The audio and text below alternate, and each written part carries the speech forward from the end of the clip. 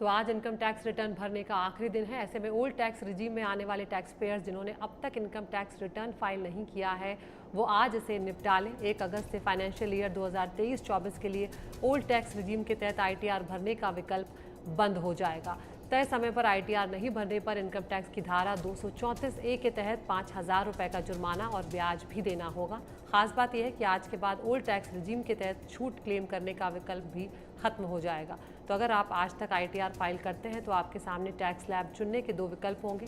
फिलहाल new tax regime by default है, लेकिन जो tax payers old tax regime चुनना चाहते हैं और डिडक्शन का लाभ लेकर आयकर बचाना चाहते हैं उनके लिए ओल्ड टैक्स रिजीम का विकल्प अभी भी है। इसका मतलब है कि आज तक आप न्यू टैक्स रिजीम से ओल्ड टैक्स रिजीम में शिफ्ट हो सकते हैं, लेकिन आज के बाद ये विकल्प खत्म हो जाएगा। ऐसे अगर आप किराए पर रहते हैं या फिर होम लोन ले रखा है, यानी डिडक्शन का लाभ लेकर ओल्ड टैक्स रिजीम के तहत आयकर बचाना चाहते हैं, तो हर हाल में आज शाम तक आपको आईटीआर फाइल करना ही होगा। अब तक करीब 6 करोड़ टैक्स पेयर्स ने अपना आईटीआर दाखिल कर दिया है।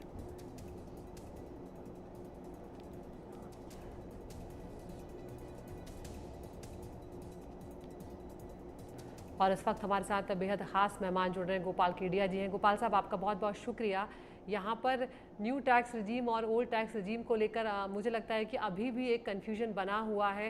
अगर हम कुछ उदाहरण के ज़रिए समझने की कोशिश ये करें कि जिनकी तनख्वाह 10 लाख तक है सालाना, तब उन्हें किस रिजीम में जाने में फ़ायदा होगा, या आप कोई बेहतर उदाहरण देकर इसे समझाना चाहें तो? देखिए, ओल्ड टैक्स रेजीम और न्यू टैक्स रेजीम अभी दोनों साथ-साथ कोएग्जिस्ट करती है। जब इनकम टैक्स कंप्यूटेशन बनाते हैं, टैक्स कैलकुलेशन करते हैं, तो दोनों स्कीम के भीतर हमें टैक्स का कैलकुलेशन करना चाहिए और जिस स्कीम में टैक्स आपका कम से कम होता है, उस स्कीम को ऑप्ट करना चाहिए। नॉर्मली अगर 10 लाख तक की आपकी इनकम है और आपने जितने भी डिडक्शंस हैं, एटीज़ के सारे डिडक्शंस क्लेम किए हैं, तो आपको ओल्ड स्कीम में जो है टैक्स लायबिलिटी कम आएगी। अदरवाइज आपको कंपैरिजन करके और जिस स्कीम में टैक्स लायबिलिटी कम आती है, उस स्कीम को ऑप्ट करके रिटर्न फाइल करनी चाहिए। बिल्कुल। यहाँ पर क्योंकि अब आप जिस तरह से बता रहे हैं कि वो फ़ायदा होगा, लेकिन अब जो है आज तक का ही विकल्प है। आपको अगर टैक्स रिजीम को चुनना है, इसके बाद का मौका नहीं मिल पाएगा। तो आप क्या सलाह यहाँ पर देना चाहेंगे? क्योंकि अभी भी जो लोग पुरानी टैक्स रिजीम को फॉलो कर रहे थे उनके मन में ये धारणा बनी हुई है कि कम से कम कुछ तो हम छूट का फ़ायदा उठा पा रहे थे, या कुछ तो हम टैक्स का पैसा बचा पा रहे थे। देखिए, आज 31 जुलाई है और 31 जुलाई जो फाइनेंशियल ईयर 23-24 जिसका असेसमेंट ईयर 24-25 होता है, इसकी रिटर्न फाइल करने की अंतिम तिथि है। हुँ। आज अगर कोई रिटर्न फाइल नहीं करता है रात में 12 बजे तक, तो उसको 5 तरह के नुकसान होने वाले हैं। सबसे पहले तो उसको लेट फी लगने वाली है। 234F जो धारा है इनकम टैक्स एक्ट की, उसके भीतर अगर 5 लाख से कम की आपकी इनकम है तो ₹1000 और 5 लाख से ज़्यादा की इनकम है तो ₹5000। ये आपको लेट फी लगने वाली है। अगर आप 31 दिसंबर 2024 तक रिटर्न फाइल कर सकते हैं और 31 दिसंबर 2024 के बाद तो आप रिटर्न अपनी फाइल कर ही नहीं सकते। दूसरा नुकसान ये होएगा कि आपको 234A के तहत लेट रिटर्न फाइल करने का इंटरेस्ट लगेगा। जो सेल्फ असेसमेंट टैक्स बनता है, वो आप बाद में जमा कराएँगे, तो उस पर आपको ब्याज लगेगा। तीसरा नुकसान जो बहुत महत्वपूर्ण नुकसान है, जो बिज़नेसमैन हैं, जो बिज़नेस में लॉसेस जिनको हुआ है, वो लॉसेस को कैरी फॉरवर्ड नहीं कर पाएँगे। कैपिटल गेन में अगर लॉसेस है, उसको वो कैरी फॉरवर्ड नहीं कर पाएँगे। कैरी फॉरवर्ड करने का मतलब ये होता है कि फ्यूचर प्रॉफिट में आपको वो एडजस्टमेंट हो जाता है और आपको फ्यूचर में लायबिलिटी कम बनती है। ये आपको नुकसान होगा। चौथा नुकसान आपको ये होगा कि चूँकि आप लेट से रिटर्न फाइल करेंगे, तो आपका अगर रिफंड बनता है, तो वो आपको देरी से आएगा। ये चौथा नुकसान ये होगा और पाँचवाँ नुकसान जो सबसे बड़ा नुकसान है, जिसको बार-बार आप ही बतला रही हैं, कि जो अभी 2 स्कीम रेज़ीम जो कोएग्जिस्ट कर रही है, ओल्ड स्कीम और न्यू स्कीम, अगर रिटर्न फाइल आप नहीं करते हैं, तो आपको ऑप्शन नहीं मिलेगा, ऑप्शन खत्म हो जाएगा और आपको केवल न्यू स्कीम में ही रिटर्न फाइल करने का ऑप्शन मिलेगा। आप ओल्ड स्कीम में माइग्रेट नहीं कर सकते हैं, ये आपको बहुत ज़्यादा नुकसान होने वाला है। जी।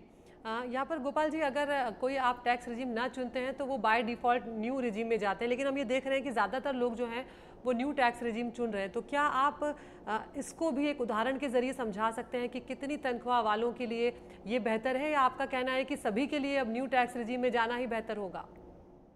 देखिए मैंने एक पहले ही बताया 10 लाख तक अगर आपकी इनकम है हम्म। और आपने इन्वेस्टमेंट 1,80,000 1,50,000 रुपया एटीसी में इन्वेस्टमेंट आपने किया हुआ है, आपने एजुकेशन लोन लिया हुआ है, उस पर ब्याज दिया हुआ है, आपने मेडिकल इंश्योरेंस लिया हुआ है, उस पर प्रीमियम दिया हुआ है।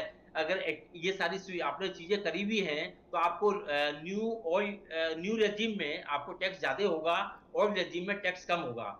लेकिन मैं ये एडवाइस देना चाहूंगा सबको कि आप दोनों ही रेजीम में टैक्स का कैलकुलेशन करें जो कि संभव है, और जिस रेजीम में टैक्स कम बनता है उस रेजीम को आप ऑप्ट करें, वो आपके लिए अच्छा रहेगा।